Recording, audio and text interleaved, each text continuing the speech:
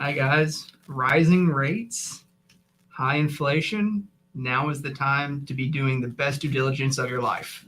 To find out how and if you're doing enough, right after this.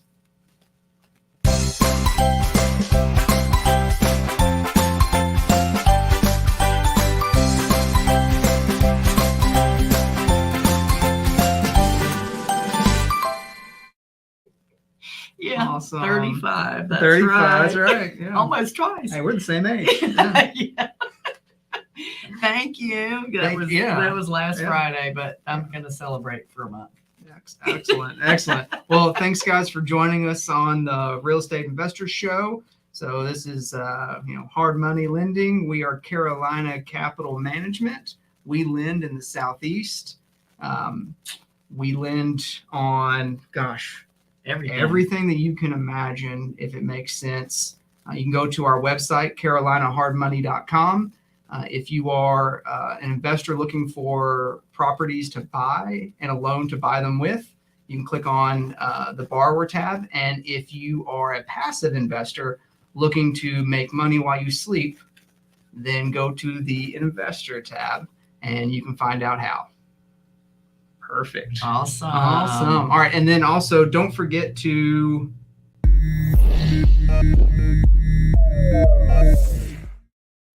love that music. I like that. I don't even have to say it. Yeah. And then on Wednesdays, we have a special event, and it is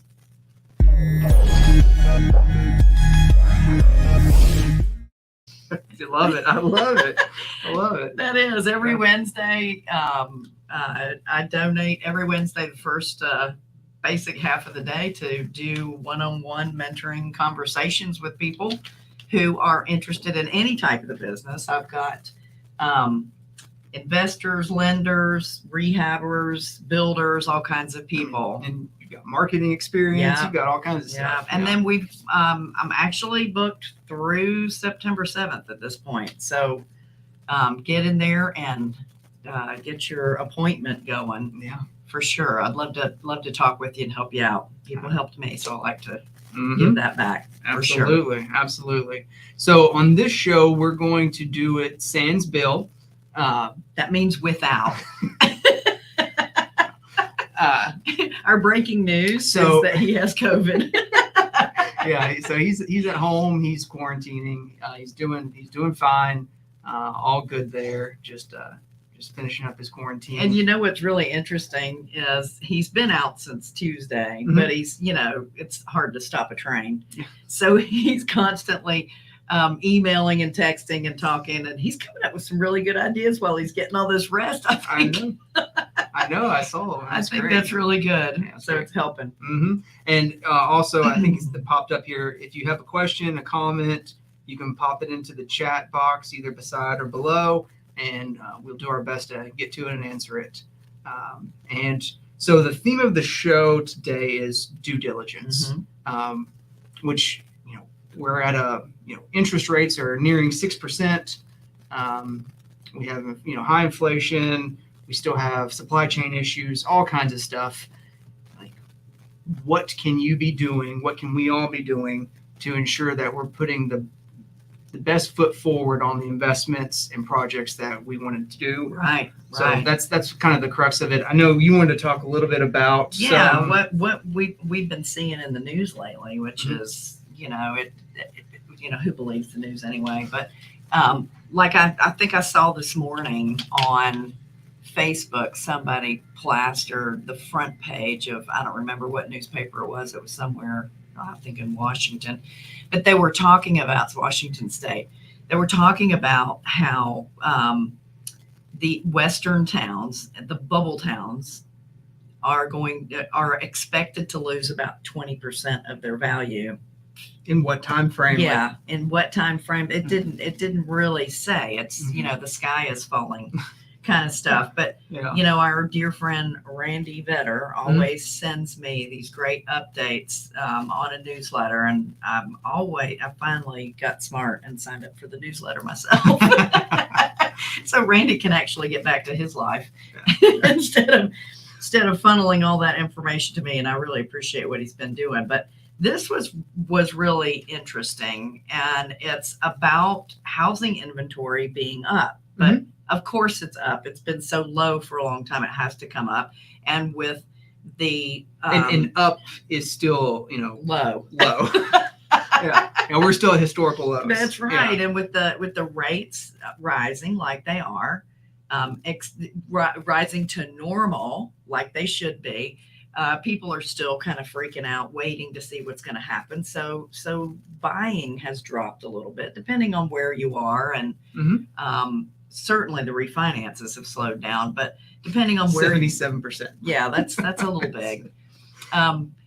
Depending on where you are, what price range you're in, all of those things are going to make a difference of house buying, purchasing, and I think this is really interesting the way this company is talking about how the housing inventory is up, and we actually have a graph that I wanted to put up to kind of look at. Now, this is an estimate. It's not what's happening. It's an estimation when you get to 2022. Everything else is reality. Yeah. And I like the way they have it separated out to single family, 2 to 4 units, manufactured housing, and then over 5 units, which includes Apartments, Yeah. all your apartments. Yeah. Yeah, which is really a lot of the due diligence we're going to talk about today. Mhm. But I thought it was really interesting. It says single family completions will sit at 1.1 million, which is up from 970,000 in 2021. So that's really not a whole lot of an increase. Multifamily will increase from 460,000 from 364,000 in 2021. And manufactured homes will jump up to 120,000 available, up from 106,000 from last year. That's an estimate. How much of that depends on product that they're able to get in? Well, yeah. How much? What what happens in the supply chain? What gets there? Are there workers available to put it together? I mean, that's right. There's a lot of things up in the air right now. I mean, I just talked to my GC who's building my house. I mean, and he's running into trusses, right? So yeah, we can't get the trusses, so we have to build them on site. And then he's trying to find workers. He's confused. He's telling me, he's like, I don't understand how people are living. He's like, I can't find people to work. I know, it's crazy. And he's like, and it's not just me. He's like, all the companies that we're buying from. He said, like the lumber yards, the brick yards, everywhere. Like they can't find workers either. Yeah, it's really it's crazy, and it's really your skilled workers, your blue collar workers, the people that they have to have hands to work. You need that labor force, and that's really what's so hard to find. In this article, it also says that Fannie Mae expects housing purchases to drop despite the rising inventory due to the higher inflationary and interest rate environment.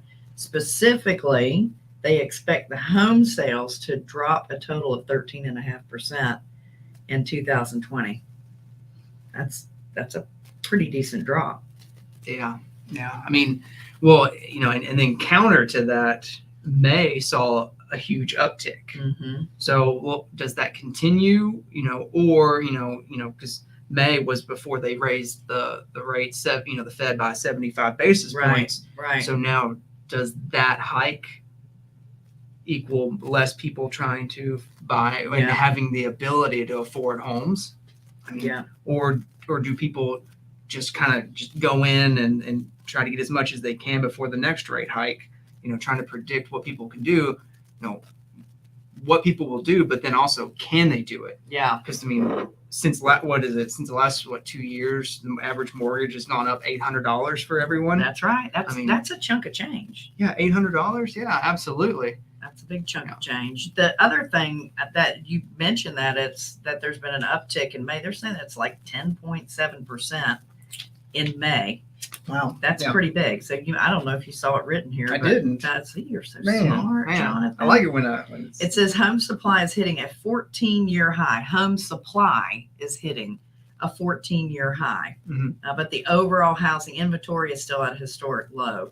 Yeah. It almost doesn't even make sense. So this rebound, Well, because we're still, I mean, we're at the highest we've been because, was it 2010 was the lowest or somewhere right around there. I mean, we've been on this, trajectory, this trajectory or going up. dejectory. Yeah. So things are improving. I mean, but we have like the supply chain issue is the one that's, if you just had one, if you had a supply chain issue and no, or low inflation, we'd be okay. Yeah. If you had, inflation, but no supply chain issue, we'd be okay. It's just these two things coming together. It's tough. It is tough. And what's really tough is that we're in uncharted waters, as Glenn Stromberg says, and I say that all the time. It's just a great way to explain. We don't know what's going to happen, and it's kind of interesting just to kind of keep an eye on it, because week to week, it's different, isn't it?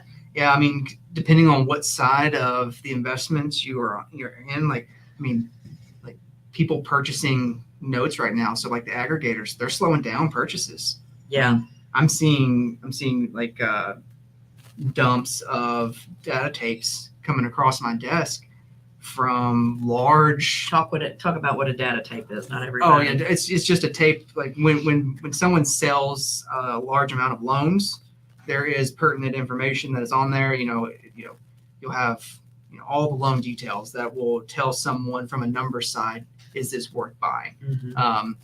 Which includes the LTV, LTC, FICO score, loan amount, dispersed amount, withheld amount, escrows, etc. So it's a summary of a multitude of loans. Yeah, so right? it's something like you can pull from a servicing software, and it just exports to Excel.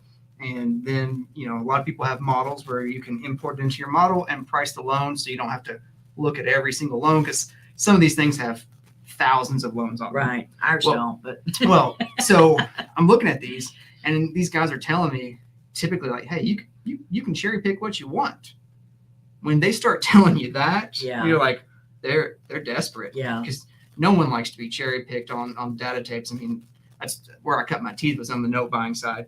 I mean, if you could cherry pick, you have a high negotiating power. Right. Yeah. And then they end up just holding the paper for the ones that aren't so great, Mm-hmm. hoping things will change, and Mhm. and those notes will look a little bit Yeah. better Yeah. at that So point. so things are uncertain, uncharted, as you and Glenn said, but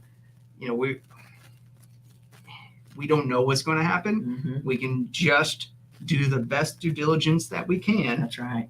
at the time that we have the information, not to make a determination based off of whether it's really good or really bad market environments. It's just, what is the best decision for this asset? Right. Yeah. And you, if you're an investor or a lender, whatever it is that you do in the real estate business, it's more important now than ever to really stick with your numbers and what you know, Mm-hmm. and understand that patience is a virtue. Yep. Especially in this time frame right now. Yeah. Because we don't know what the changes will be, and we're hoping that there's going to be a whole lot more inventory for wholesalers to buy, for investors to buy. And even during this time where things seem to be tight, our pipeline is slap full. Yeah. As we say in the South. It's doing really well with great deals. Mhm. People are really finding good deals. Yeah. The question Scott asked, do they bundle good and bad notes together? On purpose. So yeah. So you when they put a tape together, there are, if they're non-performing, it's going to be a different data tape. So if they're not paying, they're not going to be on the same data tape as a performing note. So you have non-performing, re-performing, and performing. So there's three different categories here. But yeah, on the performing, there's going to be a blend.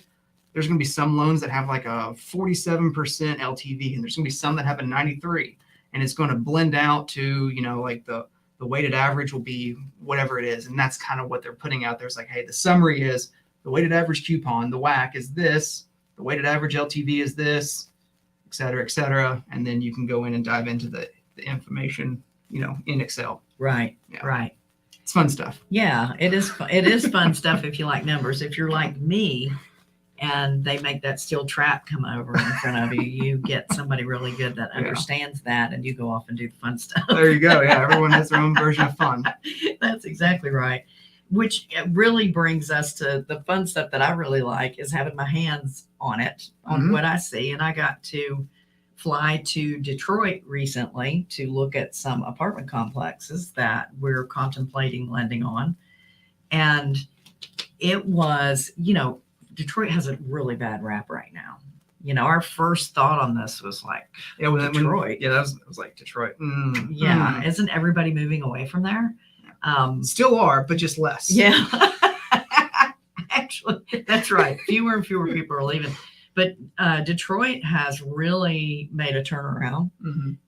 You're seeing Ford and all these larger companies coming back in, putting literally billions of dollars into upgrading their facilities and hiring people. A lot of young people are moving back into Detroit. They actually, downtown Detroit, went from 1.1 million down to 790 million in 790,000. Yeah. I'm sorry. Yeah. That's a lot. Yeah. In just a small, that broken almost in half, and in just a small period of time. And they're slowly coming back in, rebuilding that. And they're just made up of, outside of Detroit, a bunch of really cool little suburbs all around. Which, if you're following demographics, that's where everybody's going. That's where everyone's going. Why? Because the millennials are entering their late 20s and early and mid 30s. What happens at that time? You want to buy a home. You want to live, start your family. You don't want to live in your 1-bedroom apartment with your dog anymore. That's right. Yeah. So if you're following demographics, that's right. Suburbs, are where you want to be. What I thought was really neat too is, just like here in the Charlotte market and other markets like Richmond that I've been around, all the suburbs have kind of their own little nucleus of downtown that they have with the restaurants and breweries and just all your cute little shopping centers and stores and, the old buildings that have been redone. It's in Detroit's like that. You've got your little suburbs that are all doing really well. Everything's walkable. Well, these apartment complexes are all located right within walking distance of all these really cool little places. So that was really, really neat to be able to do that. And I'm just amazed at the sponsor, the guy who really is overseeing and buying all these units. I think it was like a total of well over 1,000. What is it? 3,000 or 4,000 units that we're looking at. 4 complexes that are 500 to 600 each. No, it's a total of 997 units. In that, but the sponsor, I think just 35,000. Yeah, just in Michigan alone, I think he has 3,000 or 4,000 units. He's all in the Midwest and has this, and this is what I thought was so cool.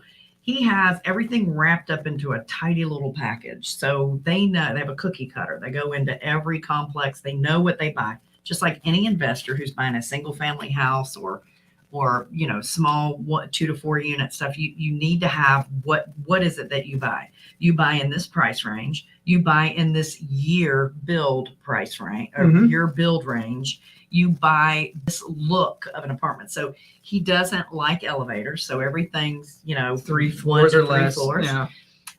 He likes them to be built between 1920 and 1950. And the reason why he likes them older like that is because the units are bigger. So he can get more per square foot because they're bigger. And if you're a multifamily investor and you're thinking, why on earth would he want to go into the potential remediation of these units from 1920 to 1950 for the electrical, the plumbing, the asbestos, what have you?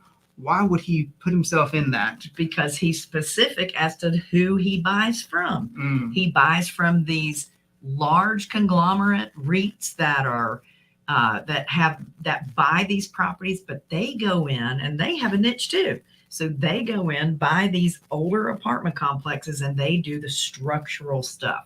They're replacing all the heater, boilers, whatever they use up in the janky areas. Spoilers. Yeah, they do the roofs, they redo the windows, all non-income bearing investments.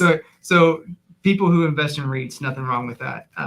But if you just listen to what Wendy just said, they are putting money in the big tickets into the items that do not affect rent. Everyone expects a non-leaking roof. Yeah. Everyone expects windows. Everyone expects open heating and shut. and cooling. Those do not increase rents. So, while REITs are great for, a lot of different tax advantages, superior cash flow is not probably one of them. And that might not be what they're looking for. Yeah, exactly. They're looking for those write-offs and even in some cases a loss. But so these guys are following those types of companies. They're purchasing these and they're coming in and just full gut rehab, cosmetic, and doubling the rents. Yeah. In some cases, doubling the rents. It's amazing. Putting in granite, stainless steel, luxury vinyl plank, or whatever they're putting in. Really nice. But the beautiful thing is they're putting it in, like Wendy said, in these much bigger apartments that sometimes have 10-foot ceilings. That's right. Yeah. That's right. It's just amazing to watch them do the due diligence. What I really love too is he has a warehouse in every state. So in 4 states, he has a warehouse in every state where he pre-buys stuff. Like he bought 3,600 4-piece kitchen packages, appliances that are stainless steel. Now we understand the buying power. Most people don't have this, but if you can, it's great. Yeah. And all the doors, all the things that he's going to have to replace, 3 million square linear feet of flooring. And he's got all of it stored, at the various places. And when they go in to do a rehab, they have a basket for the electricians, a basket for the plumbers, and all the stuff that the carpenters are going to need. So when they go into rehab it that morning, they've got 8 outlets, 8 outlet covers. Everything's in that basket. So they're going in and they're just churning and burning, flipping that thing in a day. Mm-hmm. They can do 8 units in one day. Wow. Isn't that crazy? That's amazing. So they're flipping them, getting, the much higher rent for them, and just moving forward. It's just amazing to see that kind of an operation. Well, what does he do on the due diligence side that maybe surprised you or was new to you? That was kind of cool. He went in, they go in advance and they interview the employees to decide whether or not they're going to make them an offer to stay, because they have to get them out of the mindset of a $700 apartment is now a $1,400 apartment. They have to completely change their mindset on what they're doing. So I was really surprised that they did that. Go in and do that. Yeah, it was just amazing to watch them do what they do. Yeah, for sure. Yeah, I've talked everybody's ear off at this point, but it was really it was exciting. It's good stuff. And just from on a due diligence side, if you are purchasing multifamily, if your lender doesn't ask for an SNDA, a what? SNDA, what is it? Subordination and non-disturbance agreement. So look into that. You'll want if you are a lender, you definitely want that. Yeah. And then also, if you are not a lender and you're just buying it, look into tenant estoppels. They do help. And what does a tenant estoppel do? It just allows you have the tenant sign it, and basically, the language varies, but it essentially says there is or there is not any outstanding disagreement or violation or lawsuit with the current owner and that tenant. Yeah, and that tenant. And if there is, please, you have to disclose it. I've had it help many of our multifamily buyers when even the smaller ones. Even the smaller. Oh yeah, 5 units. Oh yeah, you need sure. that because then what happens is when you become the owner, it follows you now. So if you can go up to a judge and say, hey, they signed this tenant estoppel and they verified that there was nothing going on, then I've had clients with judges get that dropped and the lawsuit gets removed. Yeah. So that's something to look into. So tenant estoppels, SNDAs, that's from the paperwork side, but as the actual property, It's all numbers, isn't it? It's all numbers. I mean, if It you're works not or it buying, doesn't. if you're not buying from like a large company that will go in and fix all the structure first, I would recommend buying from the mid 80s on, if you can, just because you will avoid a lot of structural issues. 90s are always like 90s and up, fantastic. Mhm. So when you're looking at that age, I mean, we had a 24 unit in Charlotte where they got a great deal on it, but it was built in the 60s or 70s. Well, anyway, didn't know it, but we had to do a full electrical remediation because the electrical in there was not up to current code. And that can get expensive yeah, on 24 units. On 24 units, I think it was like $200,000. Yeah. Yeah. That's not chump change. So, I can put a hurting on you. yeah. So, and when you're buying multifamily and you're doing it to reposition it, like you're going to rehab the units, you need to go into every single unit. Yes, they did that. Even Yeah. with these big, 600 Yeah. units in one complex, they went in every single unit. Because the They sure did. mindset isn't I'm taking down one facility that has 600 or 60 doors. No, you are taking on 60 separate projects Mhm. because let's say it was built in the 50s or 60s or whenever. You've had a whole host of owners, Mhm. managers, and tenants that have been on that property in each different unit and have treated them all differently over the Right, years. right. So each one is its own animal. So when you're looking at these, make sure you're going into every one and viewing it as whether you're buying a 5-plex or a 500. Right. That's the number of projects that you have. Make sure it's not a diseased animal. Yeah. And then, one of the things too, like if the current owner has an insurance policy for the, and let's say, I don't know, it's probably the roof needs to be replaced. You can check their policy, and like if the roof hasn't been replaced in the last, 15 years, odds are it has hail damage. That's right. And you can get that roof replaced on their policy. Now you're going to have to work with them to do that. But I've seen a lot of guys save a lot of money utilizing that tactic. That can happen in single family too, folks. Mhm. Yeah. Good. Yeah, it's good stuff. Good Yeah. stuff. Time's up. Time's up. Wish we had more time. That's right. Thank you so much for joining us today, folks. Remember, we are Carolina Capital Management, and we do loans. Yep.